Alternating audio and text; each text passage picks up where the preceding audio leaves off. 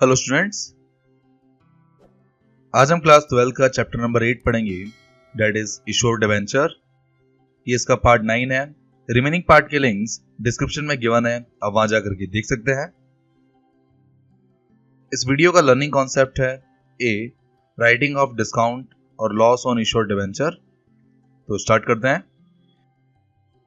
इस वीडियो में हम सीखेंगे कि किस तरह आप डिस्काउंट को and loss on issued debenture account को क्लोज करेंगे। हम जानते हैं डिस्काउंट और loss on issued debenture company के लिए कैपिटल लॉस होता है, जिसको आप एंट्री में डेबिट करते हैं, एंड इस लॉस को आपको कवर करना होता है डिबेंचर्स को रिडीम करने से पहले।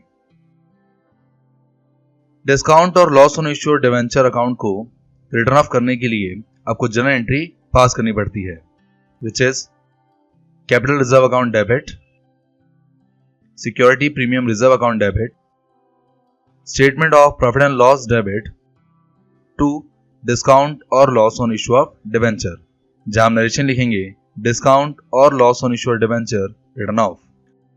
आपके पास टोटल 3 ऑप्शन होते हैं इस लॉस को कवर करने के लिए।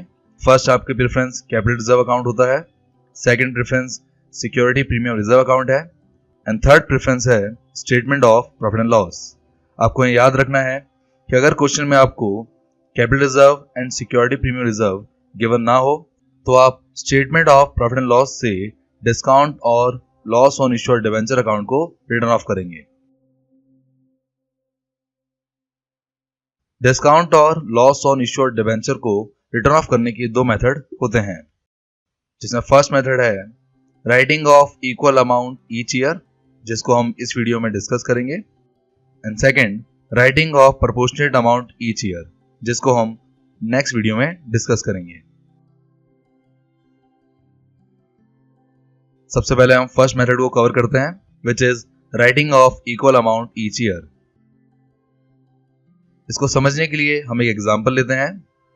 यहां पर आपको 12% डिवेंचर्स और ₹10 लाख गिवन है, जिसको कंपनी 6% डिस्काउंट पे इशू करेगी, जिसका पेमेंट और रिडम्पशन 5 साल बाद किया जाएगा।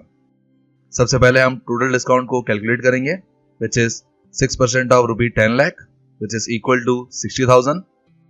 देन आपको क्वेश्चन में रिडम्पशन पीरियड गिवन है, which is 5 years। Then each year return of amount निकालने के लिए आपको फॉर्मूले का यूज करना है। इस मेथड का फॉर्मूला है amount of discount return of each year equal to total discount divide by redemption period. आपका टोटल डिस्काउंट है 60,000 एंड रिडम्पशन पीरियड है 5 years। इस इक्वेशन को सॉल्व करने पर आपका अमाउंट आएगा 12,000। यहाँ 12,000 का मतलब है कि अगर आप 5 साल तक 12,000 को रिटर्न ऑफ करने की एंट्री करेंगे तो आपका 60,000 का डिस्काउंट रिटर्न ऑफ हो जाएगा। मतलब आपको हर साल के एंड में रिटर्न ऑफ करने की एंट्री करनी है। इसको और अच्छे से समझने के लिए हम एक क्वेश्चन देखते हैं। ये क्वेश्चन नंबर 8 है।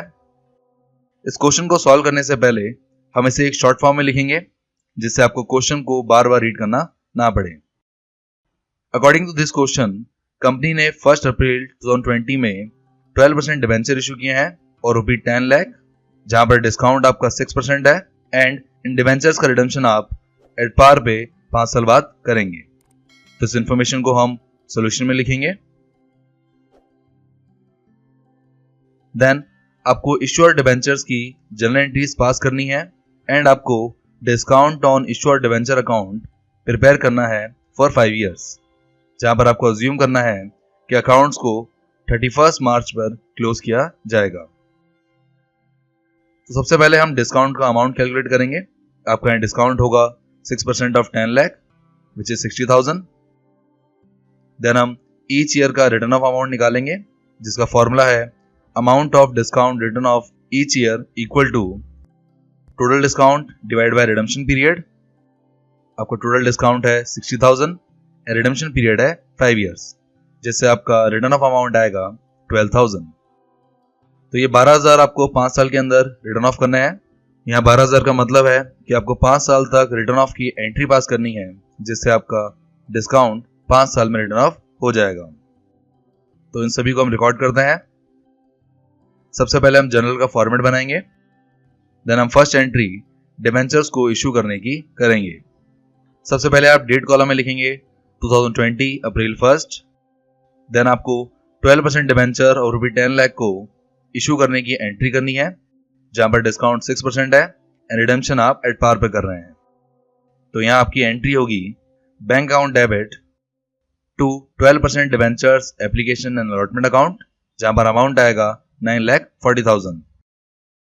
याद रहे, जब भी आप डिस्काउंट पे इशू करते हैं तो आप टोटल अमाउंट में से डिस्काउंट को लेस करते हैं, जिससे आपका अमाउंट आ जाएगा 9,40,000।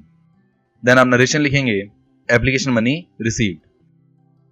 Then next entry same date पे ट्रांसफर करने की होगी, which is 12% debenture application and allotment account debit, discount on issue of debenture account debit to 12% debenture, जिसमें अमाउंट आएगा 9,40,000, डिस्काउंट में अमाउंट आएगा 60,000 एंड 12% डिबेंचर अकाउंट में अमाउंट आएगा ₹10 लाख।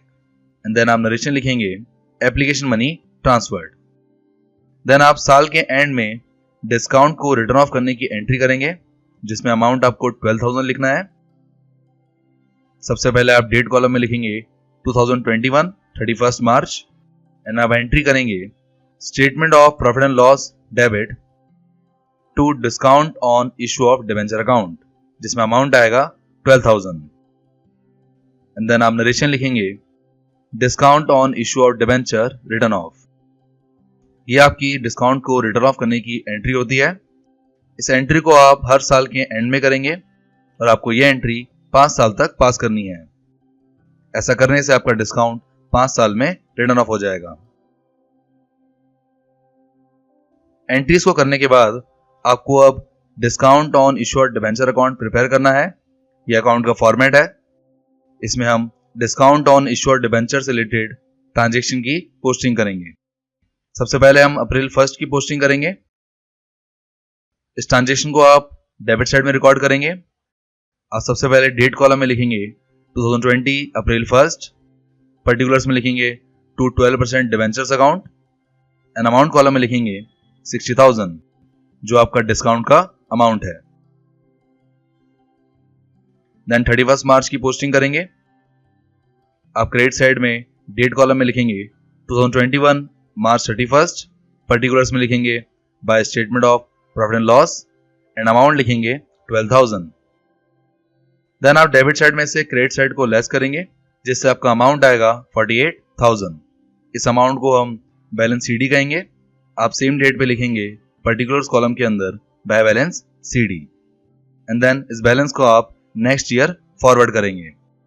आप डेट कॉलम में लिखेंगे 2021 अप्रैल 1, पर्टिकुलर्स में लिखेंगे to balance BD and amount column में लिखेंगे 48,000 और इस तरह आपका 1 साल के ट्रांजेक्शन कंप्लीट होता है। देन इसी प्रोसेस को हम फॉलो करेंगे जब तक आपका डिस्काउंट पूरी तरह रिटर्न ऑफ ना हो जाए। नाउ अगेन आप सेम प्रोसेस फॉलो करेंगे। आप क्रेडिट साइड में डेट कॉलम में लिखेंगे 2020 मार्च 31, पर्टिकुलर्स में लिखेंगे by statement of profit and loss and amount column में लिखेंगे 12,000। देन अगेन आप डेबिट साइड के टोटल में से क्रेडिट साइड के टोटल को लेस करेंगे, जिससे आपका बैलेंसिंग फिगर में अमाउंट आएगा 36,000 और इस अमाउंट को हम बाय बैलेंस सीडी कहेंगे। एंड देन इस बैलेंस को हम नेक्स्ट ईयर फॉरवर्ड करेंगे, जिसके लिए आप डेट कॉलम में लिखेंगे 2022 अप्रैल 1, पर्टिकुलर्स में लिखेंगे to balance BD and amount column में लिखेंगे 36,000 एंड सेम प्रोसेस को हम अगेन से फॉलो करेंगे। इस तरह आपको 3 साल की और पोस्टिंग करनी है।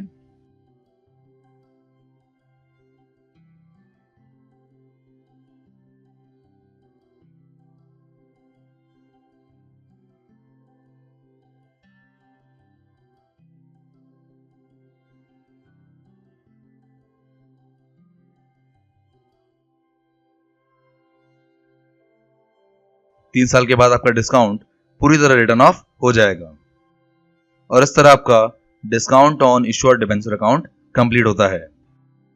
तो यहाँ हम क्लियरली देख सकते हैं कि आपने 5 साल की पोस्टिंग की है और अकॉर्डिंग टू क्वेश्चन आपको इस डिस्काउंट को 5 साल में ही रिटर्न ऑफ करना था, जहां पर आपका अमाउंट ईच ईयर इक्वल आएगा अकॉर्डिंग टू फर्स्ट मेथड। और इस तरह आपका क्वेश्चन कंप्लीट होता है।